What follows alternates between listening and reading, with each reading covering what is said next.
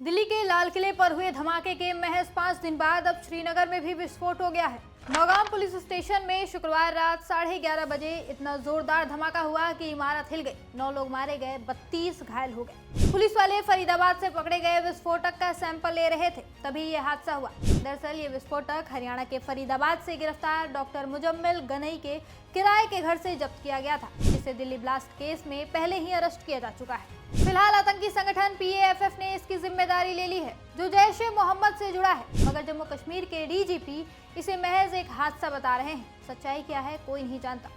अब सभी को जांच के नतीजों का इंतजार है। वहीं इसके पहले 10 नवंबर की शाम दिल्ली के लाल किले पर भी कुछ इसी तरह का धमाका हुआ था, जिसमें 13 लोग मारे गए और 20 से ज्यादा घायल हुए। जब ये धमाका हुआ था तब हमारे देश के प्रधानमंत्री और गृह मंत्री बिहार चुनाव में मस्त थे। धमाका होने के बाद अगली सुबह ही PM मोदी भूटान भी निकल गए। ध्यान देने वाली बात यह भी है कि PM मोदी जब तक विदेश में थे तब तक इस घटना को सरकार हादसा बताने की कोशिश करती रही। टीवी चैनलों पर खबरें चलती रही कि ये विस्फोट सामान्य था। फिर जब PM मोदी सैर सपाटा करके वापस भारत लौटे तब जाकर सरकार ने इस घटना को आतंकी हमला स्वीकार किया। अब कहा जा रहा है कि श्रीनगर में भी वही कहानी दोहराई जा रही है। पहले हादसा बताओ, जांच के नाम पर टालो, फिर आखिर में मान लो कि आतंकी घटना था।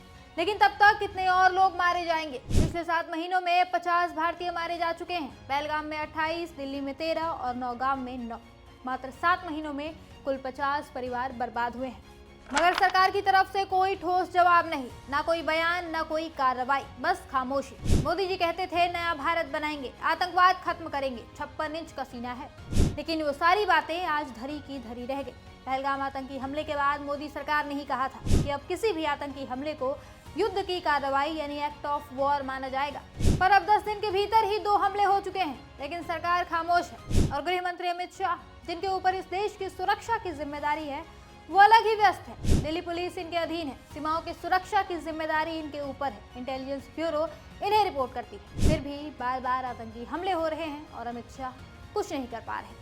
बीजेपी की भी बेशर्मी देखिए। अभी तक दिल्ली ब्लास्ट मामले में भी कोई कार्रवाई नहीं की गई है। उन 13 परिवारों को न्याय नहीं मिला है और इधर जम्मू कश्मीर में एक और धमाका हो गया, लेकिन बीजेपी को इससे फर्क नहीं पड़ा। ये लोग बिहार में चुनाव जीतने का जश्न मना रहे हैं। PM मोदी गमछा घुमाकर गर्दा उड़ा रहे हैं। कहीं कोई इन घटनाओं की जिम्मेदारी लेने को तैयार नहीं है। जवाबी कार्रवाई तो दूर की बात है। एक दौर था जब देश के मंत्री अपनी जिम्मेदारी निभाने में फेल होते थे तो इस्तीफा दे देते थे, जिम्मेदारी लेते थे, देश से माफी मांगते थे। जैसे 26/11 हमले के बाद तब के गृह मंत्री शिवराज पाटिल ने 4 दिन बाद ही इस्तीफा दे दिया था। इसी तरह 1999 में जब गैसाल रेलवे स्टेशन के पास 2 ट्रेनों की टक्कर हो गई थी और हादसे में लगभग 290 लोगों की जान चली गई थी, तब के रेल मंत्री नीतीश कुमार ने नैतिक जिम्मेदारी लेते हुए अपने पद से इस्तीफा दे दिया था। लेकिन आज के मंत्री बेशर्म हो गए।